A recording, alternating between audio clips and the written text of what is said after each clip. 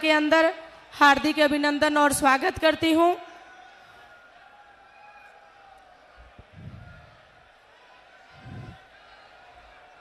पर्ची कटे पहले एक बार बैठने दो। ठीक एक बार लो।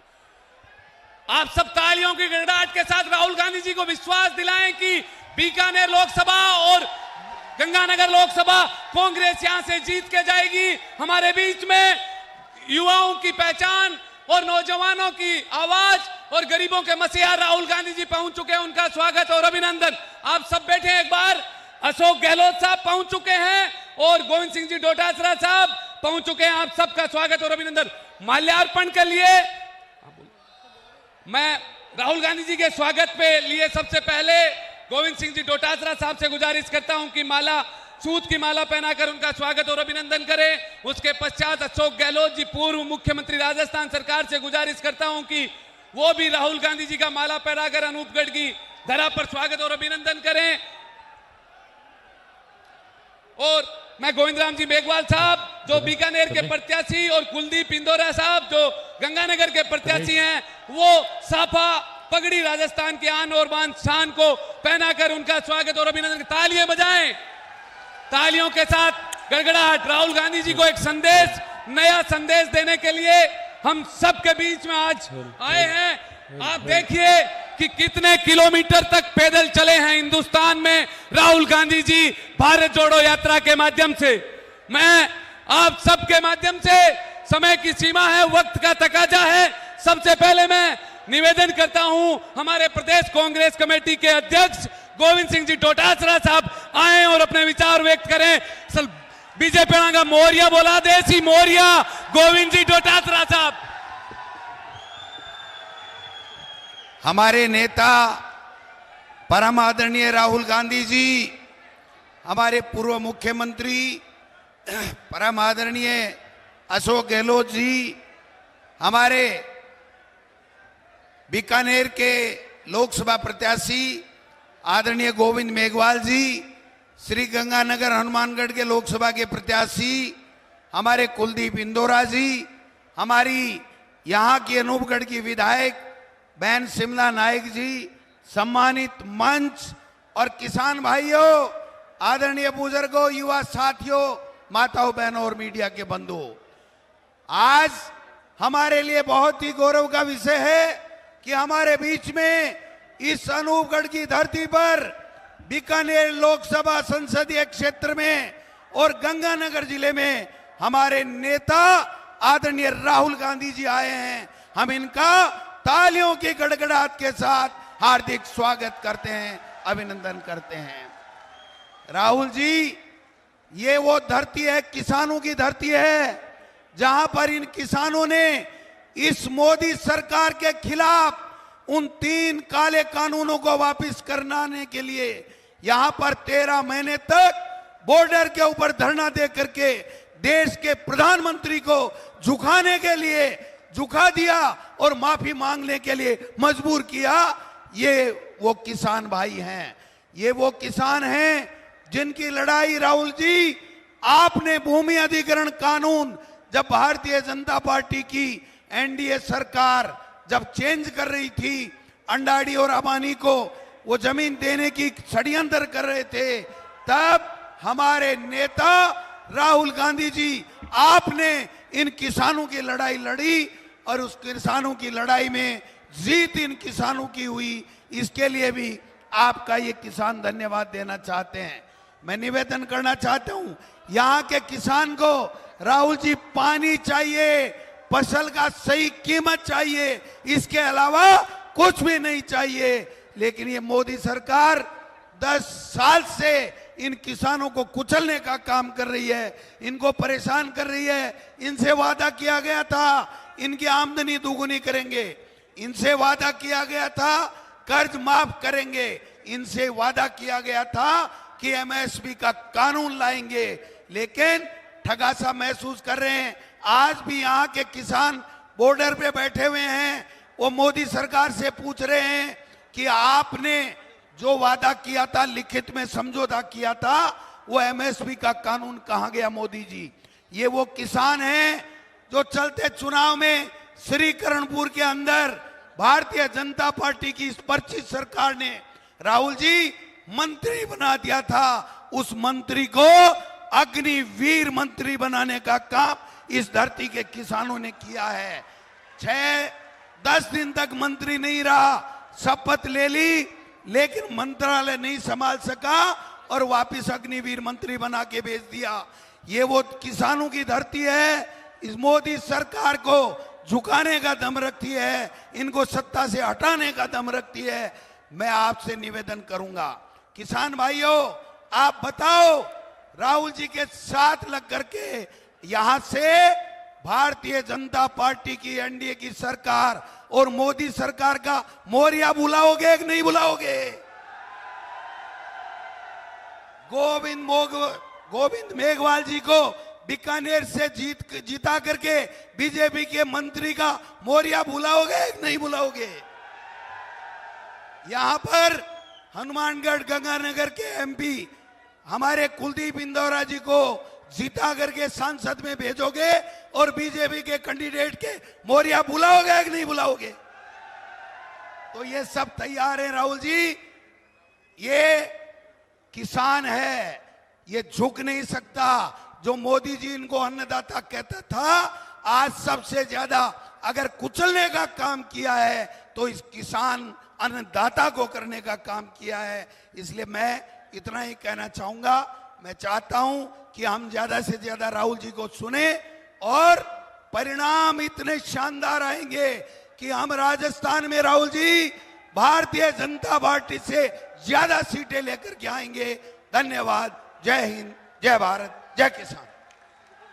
बहुत बहुत धन्यवाद। गोविंद सिंह जी डोटासरा साहब ने जिस तरीके से मारवाड़ी लहजे में कहा कि मोरिया बोलावना है, बीजेपी अंगार कटका काट देना है, अब थे सगड़ा बीकानेर लोकसभा प्रत्याशी गोविंद राम जी मेघवाल साहब और गंगानगर लोकसभा प्रत्याशी कुलदीप इंदौरा साहब वास्ते 19 तारीख ने अधिक संख्या में हाथ के निशान पर वोट मारने की अपील करने वास्ते निवेदन करूं हमारे यशस्वी पूर्व मुख्यमंत्री अशोक गहलोत जी से कि वो आए, अपनी ओजस्वी वाणी के माध्यम से, योजनाओं के माध्यम से आपको लाभान्वित करें। अशोक गहलोत जी।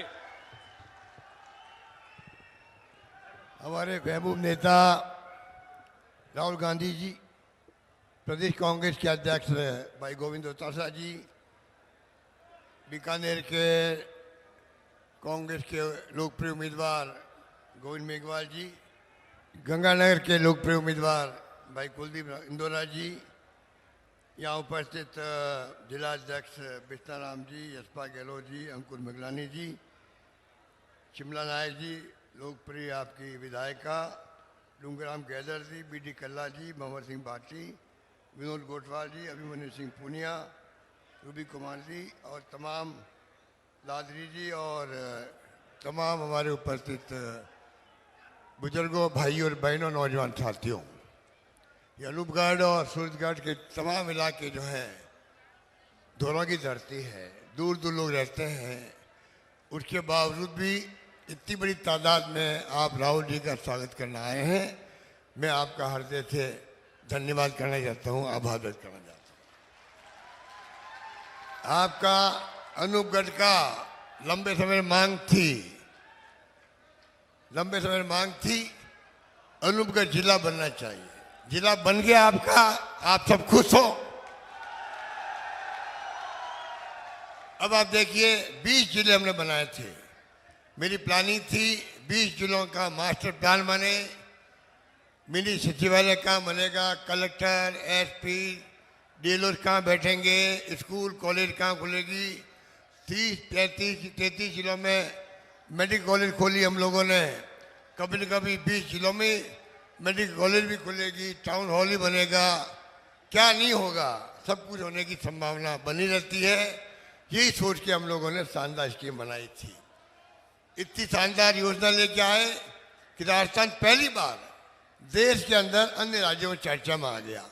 इतनी शानदार हमारी शिक्षा की योजनाएं, हमारी स्वास्थ्य की योजनाएं, 25 लाख का बीमा हो, हमारी बिजली की योजनाएं हो, चाहे सोलर हो, चाहे वो सूरजगढ़ में तो आपके थर्मल भी है, चाहे वो पीने के पानी की योजना, बिजली की योजना, शिक्षा की, स्वास्थ्य की, सड़कों का, सोशल सिक्योरिटी की स्कीम, बुजुर्गों को, विधवाओं को, निसज्जनों को पेंशन देने की बात हो, किसानों के लिए अलग बजट पेश करने की बात हो, पशुपालकों को 5 रुपये प्रति लीटर दूध में अनुदान देने की बात हो। लंपीरों का आ गया, 40,000 रुपये हमने दिए हैं कि गाय मर गई उन परिवारों को दिए थे।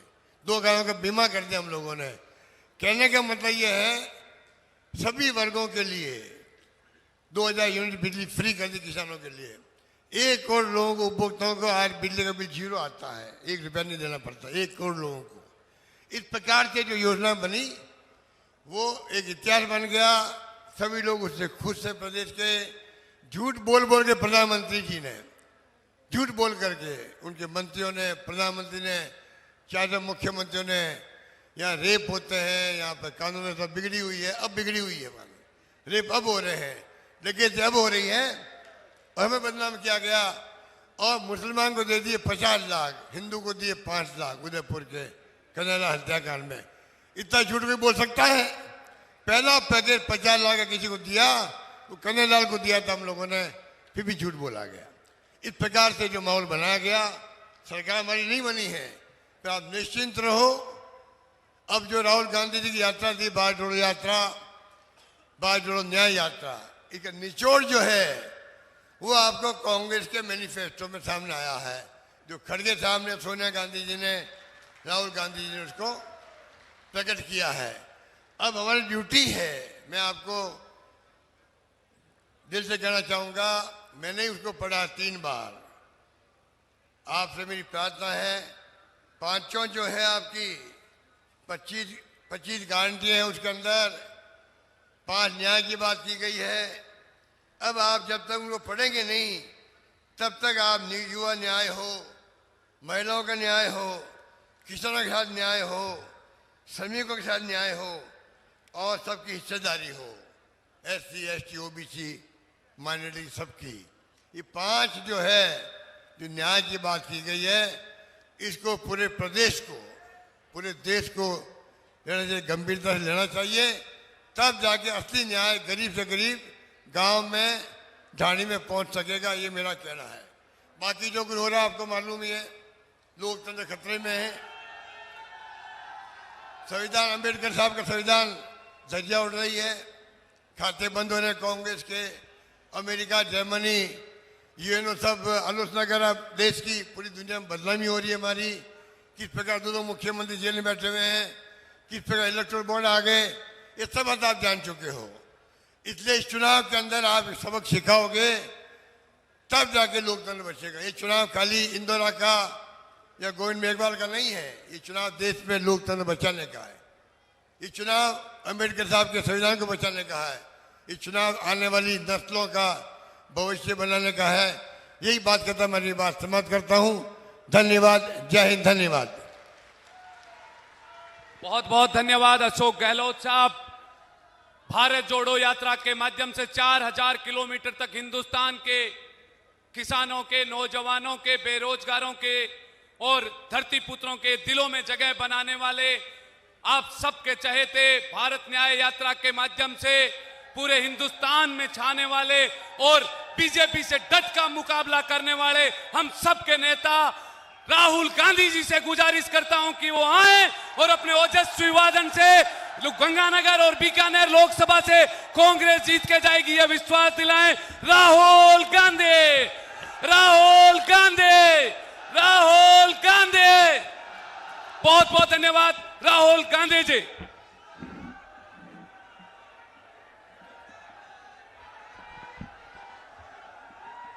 सुखजिंदर रंधावा जी, गोविंद दोतासरा जी, अशोक गहलोत जी, सचिन पायलट जी, श्रीमती शिमला नायक जी, अंकुर मिगलानी जी, सिहाग जी, हमारे कैंडिडेट्स गोविंद राम मेघवाल जी, कुलदीप इंदौरा जी, कांग्रेस पार्टी के वरिष्ठ नेता, भाई और बहनों, हमारे प्यारे कार्यकर्ता बब्बर शेर,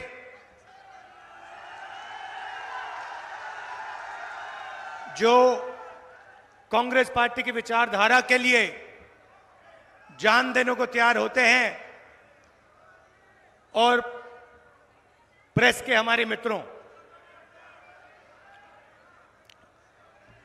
देश में सबसे बड़ा मुद्दा कौन सा है? बेरोजगारी। किसी से भी पूछो, यात्रा में मैंने हजारों लोगों से पूछा सबसे बड़ा मुद्दा कौन सा है, खट जवाब आता है बेरोजगारी सबसे बड़ा मुद्दा है। दूसरे नंबर पे कौन सा है? दूसरे नंबर पे महंगाई। दूसरे नंबर पे 90% लोग आपको कहेंगे पहले नंबर पे बेरोजगारी, दूसरे पे महंगाई। अब आपने एक चीज नोट की होगी कि हिंदुस्तान की जनता से अगर आप पूछें तो वो आपको बताएंगे पहले नंबर पर बेरोजगारी, दूसरे नंबर पर महंगाई। मगर अगर आप हिंदुस्तान के मीडिया से पूछेंगे या मीडिया को देखेंगे तो आपको लगेगा सबसे जरूरी मुद्दा अंबानी जी की शादी है,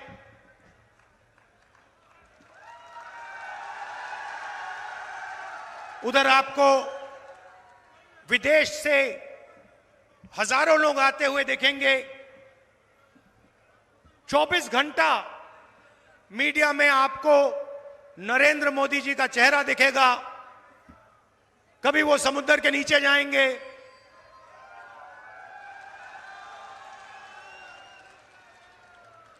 कभी हेलीकॉप्टर में, सी प्लेन में उड़ते हुए देखेंगे, कभी थाली बजाते हुए देखेंगे,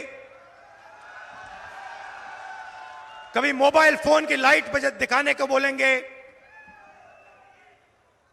तो ये सवाल कुछ समय से मैं अपने आप से पूछ रहा था कि ये जो मीडिया है, इसका काम जनता की आवाज उठाने का है नहीं? मगर ये जनता की आवाज, जनता के मुद्दों के बारे में कभी बोलते ही नहीं है, कभी नहीं बोलते।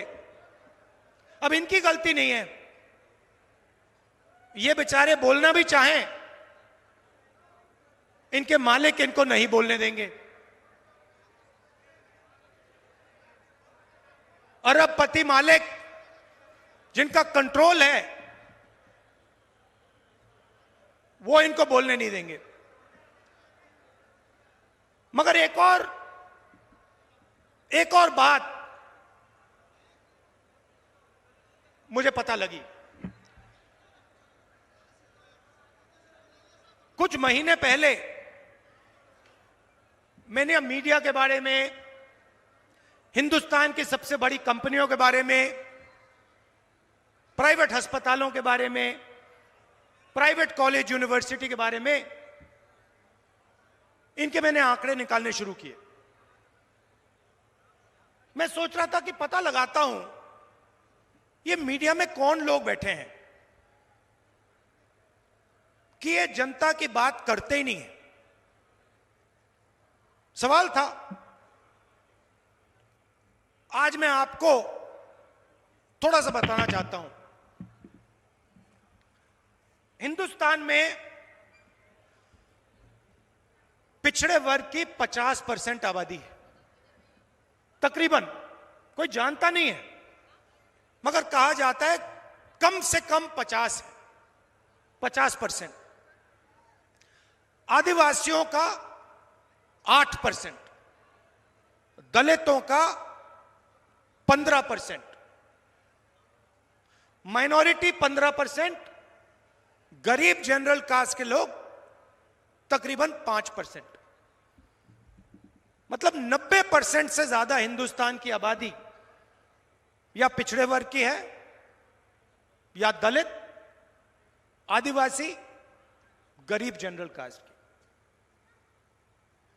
भाई और बहनों, मैंने मीडिया कंपनी के सारे मालिकों की लिस्ट निकाली और इनके जो सीनियर पत्रकार हैं, जो बड़े बड़े एंकर हैं,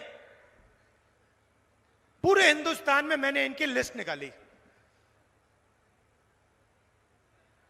आपको आश्चर्य होगा कि हिंदुस्तान के मीडिया के मालिकों की लिस्ट में और सीनियर मैनेजमेंट की लिस्ट में एक पिछड़े वर्ग का व्यक्ति नहीं है, एक नहीं है। मतलब 50% आबादी जिनकी है,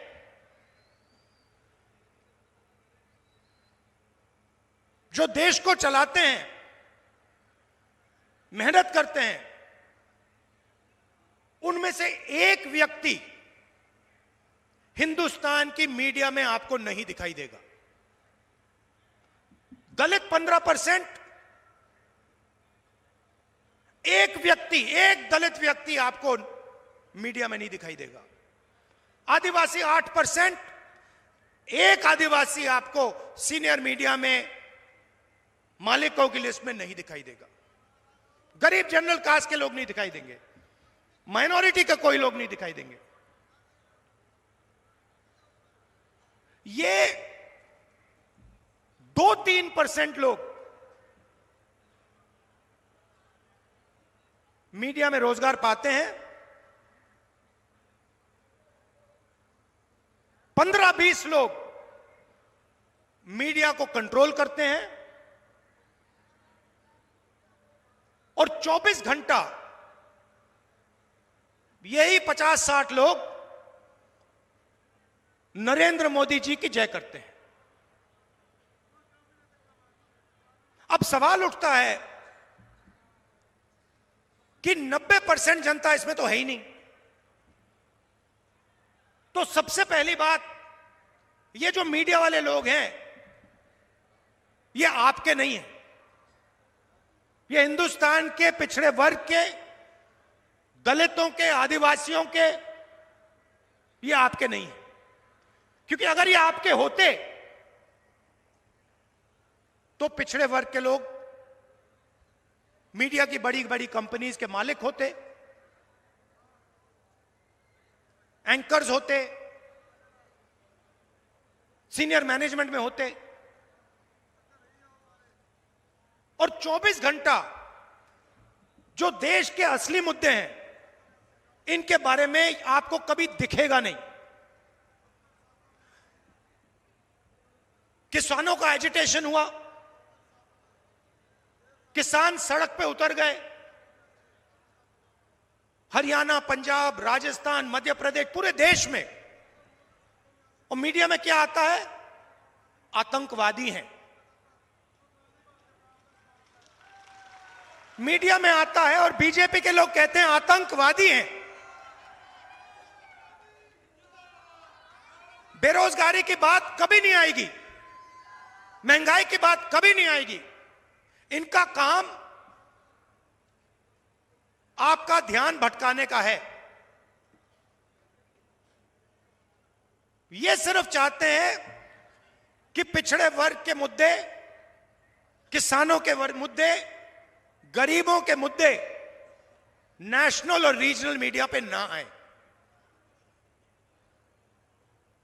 और इनके जो मालिक हैं, इनको करोड़ों रुपए सरकार देती रहती है। मीडिया में आपका कोई नहीं। अब बताइए, हिंदुस्तान की सबसे बड़ी कंपनियों में 200 सबसे बड़ी कंपनी है, उनके मालिकों में और उनकी सीनियर मैनेजमेंट में मुझे बता दो पिछड़े वर्ग के कितने लोग हैं? एक नहीं मिलेगा।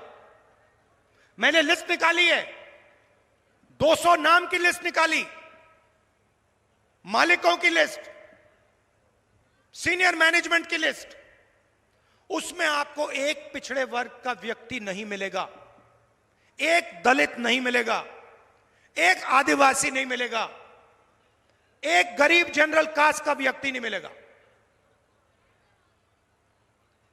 नरेंद्र मोदी जी ने इन लोगों के 16 लाख करोड़ रुपए माफ किए हैं।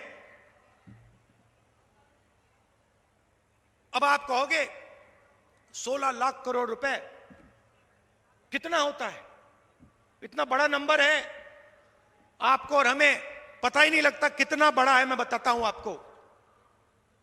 नरेंद्र मोदी जी ने हिंदुस्तान के 25-30 सबसे अमीर लोगों का इतना कर्जा माफ किया जितना 24 साल मनरेगा में लगता है। समझिए बात, जितना 24 साल में मनरेगा में जाता है उतना पैसा नरेंद्र मोदी जी ने 15-20 लोगों का कर्जा माफ किया। देखिए पहली लाइन में 3, 6, 9 कितने लोग हैं पहली लाइन में? तकरीबन 20 लोग होंगे। पहली लाइन में 20 लोग हैं। हिंदुस्तान की हालत समझनी है तो मैं बताता हूं आपको। हिंदुस्तान के सबसे अमीर 22 लोगों के पास उतना ही धन है जितना 70 करोड़ लोगों के पास है। एक तरफ 70 करोड़ लोग, उसमें पिछड़े वर्ग के लोग, दलित, आदिवासी, गरीब जनरल कास्ट के लोग, और दूसरी तरफ 22 लोग। 70 करोड़ लोग क्या कह रहे हैं? 70 करोड़ में से किसान कह रहे हैं हमारे को एमएसपी दे दीजिए। युवा कह रहा है हमें रोजगार दे दीजिए। महिला कह रही है महंगाई से हमें बचाइए। कोई सुनने वाला नहीं, कोई सुनने वाला नहीं। नरेंद्र मोदी सीधा कह देते हैं मैं किसानों को एमएसपी नहीं दूंगा।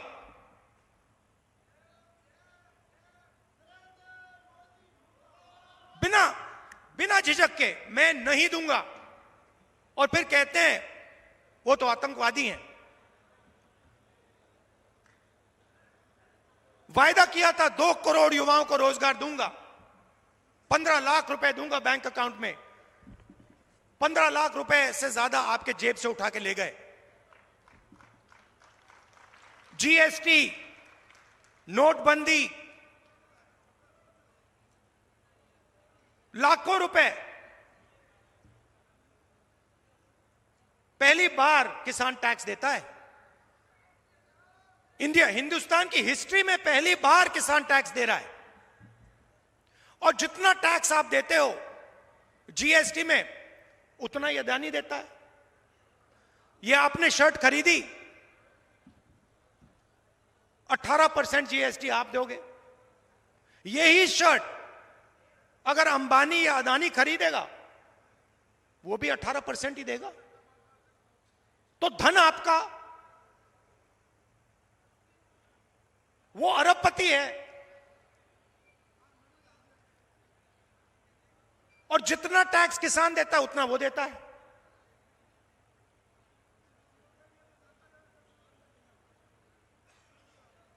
तो अब सवाल उठता है कि बीजेपी ने लाखों करोड़ रुपए अरबपतियों को दे दिए। वो कहते हैं मैं पिछड़े वर्ग का हूं। अगर आप पिछड़े वर्ग के हैं तो मीडिया में पिछड़े वर्ग का कोई नहीं, हिंदुस्तान की सबसे बड़ी कंपनियों में पिछड़े वर्ग का कोई नहीं। हिंदुस्तान को 90 लोग चलाते हैं। आईएएस अफसर हैं, दिल्ली में बैठते हैं, बजट वो बांटते हैं। मैंने आंकड़े निकाले, 90 में से पिछड़े वर्ग के कितने? 3, आबादी 50% और 90 में से 3। और अगर बजट की बात करें तो अगर 100 रुपए का बजट होता है, 100 रुपए का बजट बढ़ता है, 5% पिछड़े वर्ग के अफसर निर्णय लेते हैं, 15% दलित है, 1% 100 रुपए में से 1 रुपए का निर्णय दलित अफसर लेता है, आदिवासी 8%, 100 रुपए में से 10 पैसे आदिवासी अफसर लेते हैं। तो कौन सी पिछड़ों की सरकार है ये? कौन से दलित की सरकार है? कौन से आदिवासी की सरकार है? कौन से गरीब जनरल कास्ट की सरकार है? उनका तो आप कर्जा माफ नहीं करते। 50% पिछड़े वर्ग के लोग हैं, उनका आपने 1 रुपया कर्जा माफ नहीं किया।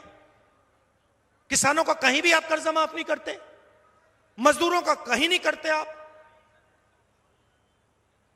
किसान का बेटा शिक्षा के लिए बैंक लोन लेता है, उसका कर्जा माफ कभी नहीं होगा, मगर अदानी अंबानी जैसे लोगों का 16 लाख करोड़ रुपए हो जाएगा।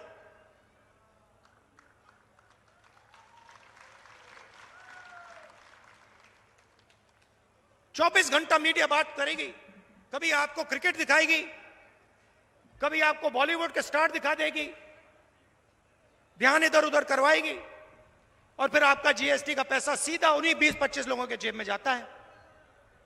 तो सवाल उठता है कांग्रेस पार्टी को क्या करना है?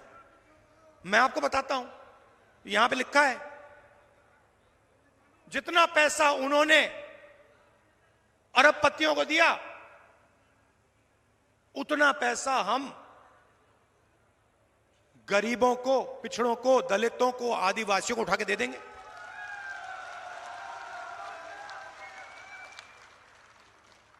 और आप देखना, चुनाव जीतने के बाद जब हम ये करेंगे तो सारा का सारा मीडिया कहेगा कि देखो आप किसान की आदत बिगाड़ रहे हो, आप मजदूरों की आदत बिगाड़ रहे हो। हमने मनरेगा किया, मेहनत करके मजदूर को पैसा मिलता है, फ्री में नहीं मिलता। सारी की सारी मीडिया कहती है नहीं देखो, यूपीए की सरकार मजदूरों की आदत बिगाड़ रही है, आलसी बना रही है। मगर जब हिंदुस्तान के अरबपतियों का कर्जा माफ होता है तो उनकी आदत नहीं बिगड़ती, वो आलसी नहीं होते।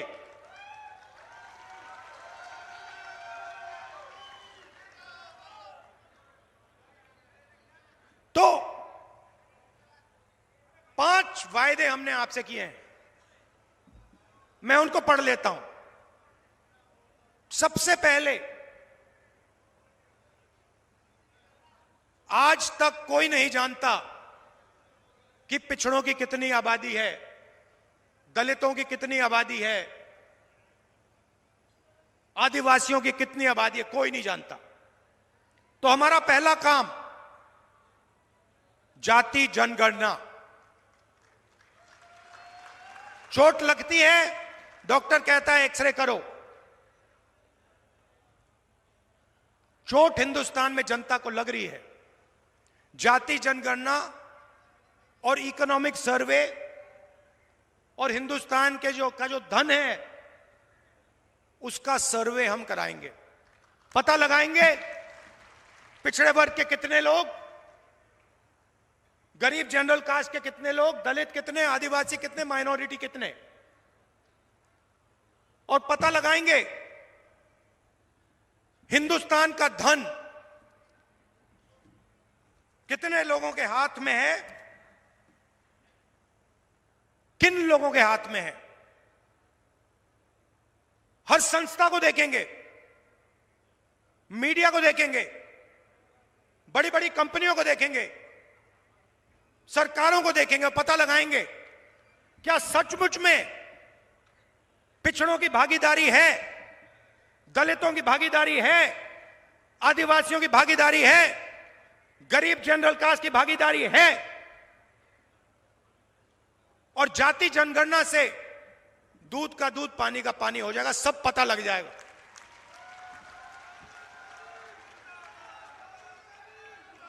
दूसरा काम देखिए, मेरे दिमाग में एक नंबर है। नरेंद्र मोदी जी ने 16 लाख करोड़ रुपया 22-25 लोगों का कर्जा माफ किया है। मैं उस नंबर को लिए चल रहा हूं। अगर नरेंद्र मोदी जी ने अरबपतियों का कर्जा माफ किया, उनकी मदद की, तो हम हिंदुस्तान के हर गरीब की मदद करेंगे, उसकी रक्षा करेंगे। तो हमारा दूसरा काम हिंदुस्तान की हर गरीब परिवार में एक महिला को,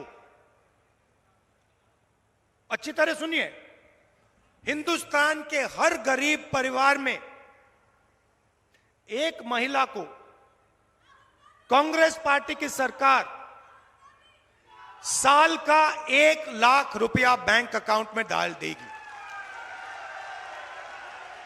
आप अगर गरीब हो, चाहे मजदूरी करते हो,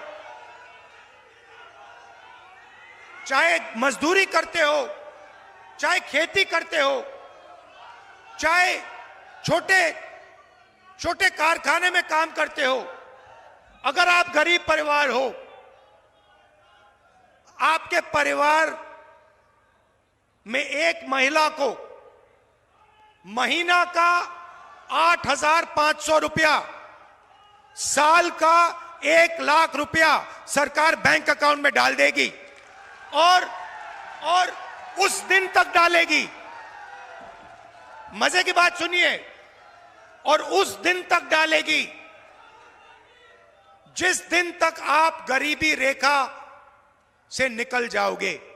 अगर आप गरीबी रेखा के नीचे हो, आपके बैंक अकाउंट में हर साल 1 लाख रुपया, 8,500 रुपया महीने का खटाखट आता रहेगा।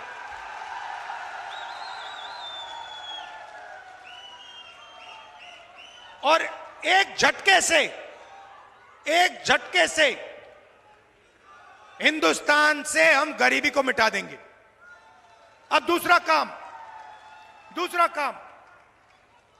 नरेंद्र मोदी जी ने कहा 2 करोड़ युवाओं को हम रोजगार देंगे। झूठ बोला। जो अमीर घर के लड़के होते हैं, लड़कियां होती हैं, वो अप्रेंटिसशिप करते हैं। शब्द आपने सुना होगा। उनको ट्रेनिंग के लिए 1 महीना, 2 महीना, 6 महीना बड़ी बड़ी कंपनियों में भेजा जाता है। उनको पैसा मिलता है और ट्रेनिंग मिलती है। हिंदुस्तान में गरीब लोग अप्रेंटिसशिप नहीं कर सकते। सिर्फ अमीर लोग अप्रेंटिसशिप कर सकते हैं। सिर्फ अमीर लोग अपने बच्चों को प्राइवेट सेक्टर में, पब्लिक सेक्टर में अप्रेंटिसशिप करवा सकते हैं। हमने पहले रोजगार का अधिकार दिया, मनरेगा दिया। गांव में जो भी मजदूरी करते थे उनको हमने रोजगार की गारंटी दी। अब हम हिंदुस्तान के हर युवा को अप्रेंटिसशिप की गारंटी देने जा रहे हैं। अप्रेंटिसशिप कानून क्या कहता है कि अगर हिंदुस्तान का कोई भी युवा, शिक्षित युवा, अगर अप्रेंटिसशिप चाहता है तो प्राइवेट कंपनियों में, पब्लिक सेक्टर यूनिट में, सरकारी कंपनियों में सरकारी ऑफिसेज में उसको 1 साल की अप्रेंटिसशिप और 1 लाख रुपए हिंदुस्तान की सरकार देगी। और फिर अगर वो युवा अच्छी तरह काम करेगा, 1 साल के अंदर अच्छा काम करेगा, 1 लाख रुपए तो मिलेंगे ही मिलेंगे, मगर फिर उसके बाद उसको नौकरी भी मिल सकती है। भाइयों और बहनों, 30 लाख सरकारी पोस्ट हैं, नौकरियां हैं, 30 लाख।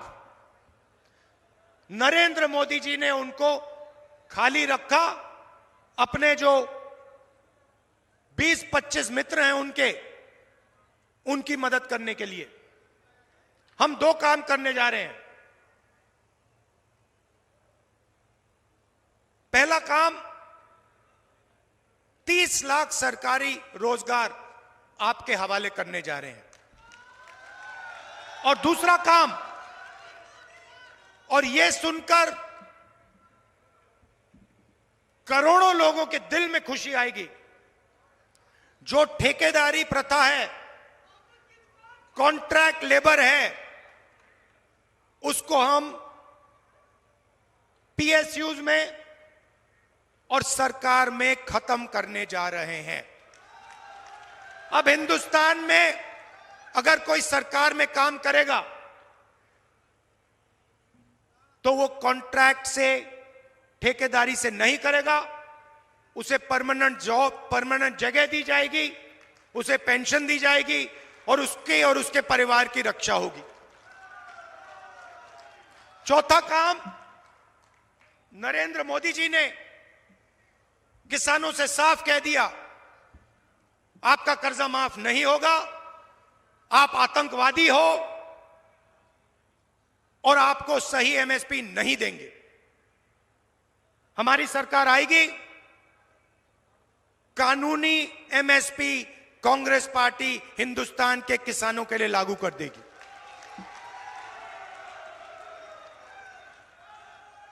और अगर नरेंद्र मोदी कर्जा माफ कर सकता है तो कांग्रेस पार्टी फिर से किसानों का कर्जा माफ करके आपको दिखा देगी। तो ये मैं आपसे कहने आया था कि देखिए, जितना उन्होंने 20-25 लोगों को दिया, उतना हम हिंदुस्तान के करोड़ों लोगों को देंगे। और आखिरी बात, राजस्थान में, उत्तर प्रदेश, तमिलनाडु, हिंदुस्तान का हर प्रदेश अपने युवाओं को सेना में भेजता था। सेना गारंटी देती थी कि अगर आपको कुछ हुआ, कुछ भी हुआ, हिंदुस्तान की सरकार आपकी देखभाल करेगी, शहीद का दर्जा देगी, पेंशन देगी। अगर आप शहीद हुए, आपके परिवार को कॉम्पनसेशन मिलेगा, आपकी पेंशन उनको मिलेगी, कैंटीन मिलेगी। यह वायदा हिंदुस्तान की सरकार हिंदुस्तान के जवान से करती थी। यह वायदा नरेंद्र मोदी ने अग्निवीर बनाकर यह वायदा तोड़ा है। और यह अग्निवीर स्कीम जो है, भाई और बहनों, यह आर्मी को नहीं चाहिए थी। यह आर्मी ने नहीं कहा कि हमें अग्निवीर चाहिए। यह नरेंद्र मोदी जी ने पीएम ऑफिस से अग्निवीर योजना लागू की है। जैसे ही हमारी सरकार आएगी, अग्निवीर योजना को हम रद्द कर देंगे और जो पहले गारंटी हमारे जवानों को दी जाती थी, शहीद का दर्जा, पेंशन, कैंटीन, ये हम एक बार फिर हमारे जवानों को देने जा रहे हैं। आप सब यहां आए, गर्मी में आए, दिल से आपका धन्यवाद करता हूं। भाइयों और बहनों, ये चुनाव संविधान को और लोकतंत्र को बचाने वाला चुनाव है। ये चुनाव 90% वालों का चुनाव है, पिछड़ों का, दलितों का, आदिवासियों का, गरीब जनरल कास्ट का। एक तरफ अदानी जी और हिंदुस्तान के बड़े बड़े अरबपति, नेशनल मीडिया, पूरा का पूरा धन उनके हाथ में, कांग्रेस पार्टी के बैंक अकाउंट बंद कर दिए, इलेक्टोरल बॉन्ड से दबाव डालकर, हफ्तेबाजी कर कर बीजेपी ने हिंदुस्तान के बड़े बड़े उद्योगपतियों से पैसा लिया है। ये चुनाव गरीब और 22-25 अरबपतियों के बीच में चुनाव है। कांग्रेस पार्टी को जिताइए, हमारे यहां जो कैंडिडेट हैं उनको भारी बहुमत से जिताइए। आपका बहुत बहुत धन्यवाद। नमस्कार, जय हिंद। धन्यवाद राहुल गांधी जी। ईद और गणगौर की राहुल गांधी जी हाथ हिलाकर बधाई दे रहे हैं आप सबको। अब मैं राजेंद्र जी भादु, जो कि बीजेपी छोड़कर जो है कांग्रेस ज्वाइन कर रहे हैं, उसके लिए गोविंद सिंह जी डोटासरा साहब जो है सापा बनाएंगे। हमारे बीच में सचिन पायलट साहब पधार चुके हैं, सचिन पायलट साहब पधार चुके हैं, उनके लिए उद्बोधन देंगे सचिन पायलट साहब, रंधावा साहब। आदरणीय राहुल गांधी जी, अशोक गहलोत जी, डोटासरा साहब, रंधावा जी, हम क्षमा चाहते हैं देर से आपके बीच में आए। अभी राहुल गांधी जी का भाषण आपने सुना, उन्होंने आह्वान किया है कि देश में और प्रदेश में भाजपा की सरकार ने हमारे साथ जो धोखा दिया है, किसानों को संगठित कर कर 36 कौम के लोग, विशेष रूप से नौजवान, हम सब मिलकर कांग्रेस पार्टी के उम्मीदवारों को जिताएं। गोविंद जी को, कुलदीप जी को अपना आशीर्वाद दें और हमको आश्वासन देते हैं राहुल जी, कांग्रेस पार्टी मजबूती से, एकजुटता से चुनाव लड़ रही है और भारी बहुमत के साथ कांग्रेस पार्टी यहां से जीतेगी। आप सबका बहुत बहुत धन्यवाद। राम राम साहब। बहुत बहुत धन्यवाद। बीडी कल्ला साहब धन्यवाद देंगे। बीडी कल्ला साहब धन्यवाद स्वरूप दो सब कहेंगे। आप सब अपने अपने स्थान पे खड़े रहें। बीडी कल्ला साहब धन्यवाद। राहुल जी एक घोषणा करेंगे अनूपगढ़ के लिए, आप सब बैठे। आदरणीय राहुल गांधी जी। अभी मुझे बताया गया है कि आपकी रेलवे की समस्या है। चुनाव जीतने के बाद मैं ये पर्सनली आपका काम कराऊंगा। मैं राहुल गांधी जी का और तमाम नेताओं का आभार व्यक्त करता हूं और आपको विश्वास दिलाता हूं कि हम राजस्थान में खासतौर से बीकानेर, गंगानगर और तमाम सीटों पर कांग्रेस को जिताने का पूरा प्रयास करेंगे। राहुल गांधी, कांग्रेस पार्टी।